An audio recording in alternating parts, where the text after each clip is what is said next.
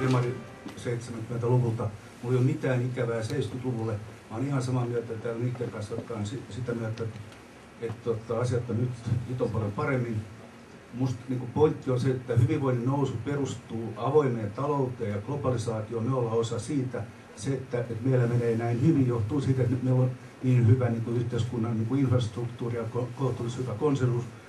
Mutta viime hallituksen aikana me ei olla pärjätty hoitaa köyhien asiaa. Me tiedetään, että sosiaali- ja terveyspuolella on ihan absoluuttista hätää ja köyhyyttä, ja siinä me ei ole kauhean hyvin pärjätty. Ja kun fiksut ihmiset samaan aikaan huomaa, että me päästetään täysin älyttömiä etuuksia valtion monopoliyritysten johtajille, jos on minkäännäköistä perustetta, niin uskottavuus taatusti menee. Se, että pitäisikö johtajien, poliittisten johtajien olla samaa mieltä kuin enemmistö, täällä oli joku käyttänyt tästä voimakkaan puheenvuoron, mä olen valitettavasti hänen kanssa aivan totaalisesti eri mieltä. Siis hyvän johtajan nimenomaan pitää olla eri mieltä. Siis keksintöä keksitään vaan silloin, kun ollaan enemmistön kanssa eri mieltä. Ei herran tähden tieteessä koskaan tapahtuisi mitään, jos oltaisiin vaan samaa mieltä kuin edelliset tutkijat. Tämä on minusta ihan perustava laatu oleva strateginen pointti, että tasa-arvo ei tarkoita sitä, että oltaisiin aina toistemme kanssa samaa mieltä. Olen kuunnellut ihastuksella näitä monia puheenvuoroja täällä näin.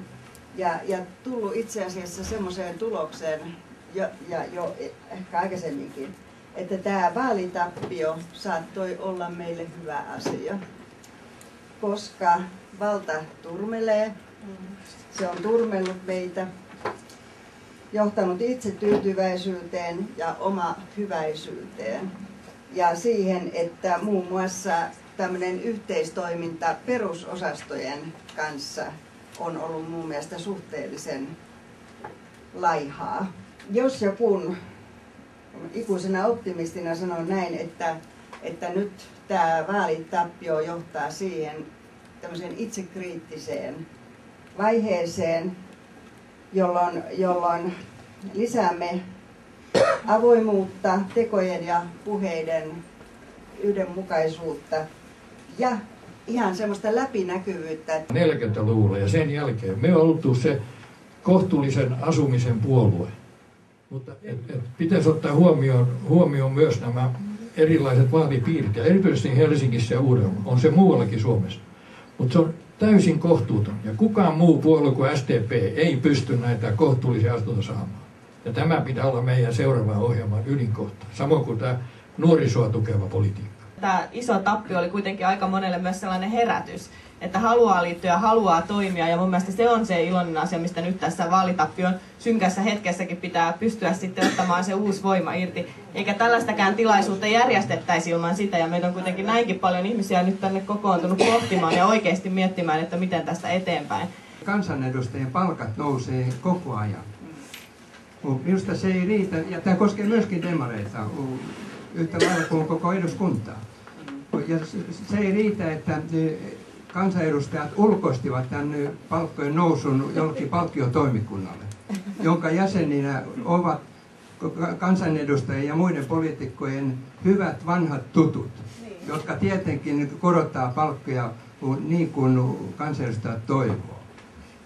Tämä on ihan väärä systeemi. Tämä on yksi seikka myöskin, joka loitontaa kansalaisia politiikasta. Minusta se palkkiotoimikunta pitää poistaa ja luoda joku muu uusi systeemi. Minä ainakaan kansanedustajan palkka-asiaa lähden veivaamaan enää.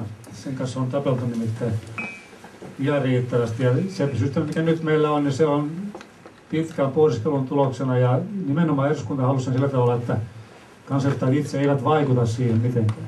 Sitten se palkkiotoimikunta tuli, se on kansainvälisen käytännön mukainen, että naapurimaissa lännen puolella on samanlaisia systeemejä. Itäpuolella voi olla vähemmän edistyksellinen tai sitten päinvastoin.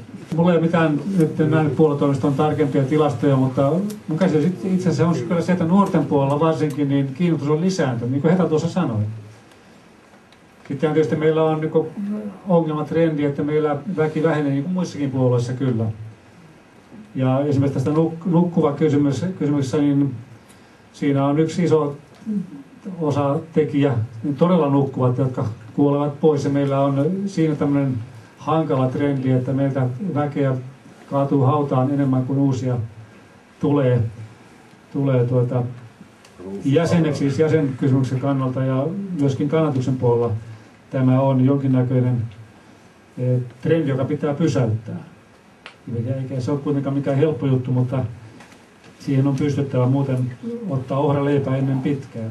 Tällä vaalilla oli yksi iso opetus, ei varsinaisesti uusi opetus meille, mutta vahva muistutus siitä, että puolueella voi olla erittäin kunnianhimoinen, vahva tavoite, ohjelma, ja se voi sen toteuttaakin mielestänsä hyvin, mutta se ei takaa mitenkään sitä, että vaalit ikään kuin tuosta vaan voitettaisiin. Viime vuoden vaihteessa mullakin oli hetken aikaa sellainen mieliala, että näitä vaaleja ei voida hävitä, kun tämä 100 000 uuden työpaikan tavoite, joka oli niin konkreettinen politiikan tekemisen kohde meille 4 vuoden ajan, kun se toteutui. Mutta aika nopeasti se totuus siitäkin sitten lähti kääntymään sille puolelta. Kokoomus lanseerasi tempputyöllistämisen ja kertoi hyvin koko kansaan menevästi oman näkemyksensä siitä, ja tietysti muutkin oppositiopuolueet. Eli tämmöinenkään niin kuin, oikeastaan historiallinen menestys ei mitenkään kulminoitunut automaattisesti vaalit menestyksenä. Sitten on tietysti hyvä miettiä, että mitä voidaan luvata vaaleja ennen. Miten käy sitten jatkossa? Näissä vaaleissa minusta aika hyvä esimerkki, jota kannattaa seurata sitten jatkossa, on se, että meidän puoleltamme vaalitavoitteissa, niin sanotuissa lupauksissa, oli 20 000 uutta työpaikkaa hoitoaloille.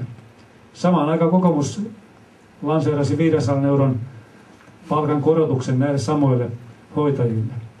Miettikää, että kun ihmiset tykönänsä hoitajat itse arvivat vaalikäyttäytymistä, että kumpi naula vetää paremmin. Mutta ennen kuin Tuomas antaa meille lopullisen tuomion, niin mä puolestani kiitän nyt kovasti teitä, että näin hyvällä ja aktiivisella voimalla olette tullut. Ja tässä on nyt yksi merkki siitä, että kyllä SDP täältä vielä nousee ja nousee ryminälle. Ja mä voin tietysti myös puhuttiin puolueettomista komiteoista ja muista palkka-asioista. Mä en ole koskaan ollut kansanedustaja, enkä todennäköisesti ole ikinä sellainen ollakaan, mutta mä nukun yöni rauhallisemmin, jos kansanedustajat 199 ihmistä tienaa sopivan paljon tarpeeksi ainakin. Että mun mielestä niin kansanedustajat, varsinkin kun ammatti ei ole kauhean arvostettu, niin ehkä siitä tulee arvostetumpi myös. Me voidaan puhua myös sairaanhoitajien kohdalta, että kyllähän eihän siellä käy pelkkä työ ja kutsumus riitä. Että kuten siellä myös kansanedustajan työssä, kansanedustajalla on kuitenkin, kuten toivoisin, niin kansanedustajalla on kuitenkin niin kuin äänestysprosentista, niin mä kuitenkin varmaan voin puhua nuorison puolesta, koska mä oon vielä vähän aikaa alle 30. Mä en olisi niin superhuolestunut siitä nuorten alhaisesta äänestysprosentista. Me kuitenkin tiedetään historiasta. Ensinnäkin aina, ilmeisesti muinaisessa Mesopotamiassa on jo kirjoitettu siitä, että kuinka nuoret on niin laiskoja ja ne ei välitä kiinnostua niistä asioista, mitä vanhemmat niille on kultalautasella tarjonnut. Että ainahan se nuoruuteen liittyy myös tietty välinpitämättömyys, ja me tiedetään myös se, että silloin kun nuoret on ollut aktiivisesti mukana politiikassa, niin silloin ollaan marssittu jos minkä värisissä paidoissa ja minkälaisten lippujen takana. Että kyllä varmaan ajan myötä sitten äänestysprosentti nousee, ainakin tietysti ihmiset tulee vanhemmaksi, mutta sitten tietysti myös Ruotsiin ei voi verrata, koska Ruotsissa on paljon selkeämpi vastakkainasettelu vaihtoehtoja välillä. Ja se myös nähdään, että aina kun on 2 vaihtoehtoa, mistä äänestetään, oli se sitten presidentinvaalit tai mikä tahansa, niin yleensä silloin äänestysprosentti hieman nousee. Paitsi Yhdysvalloissa, jossa se on vähän niin 40%.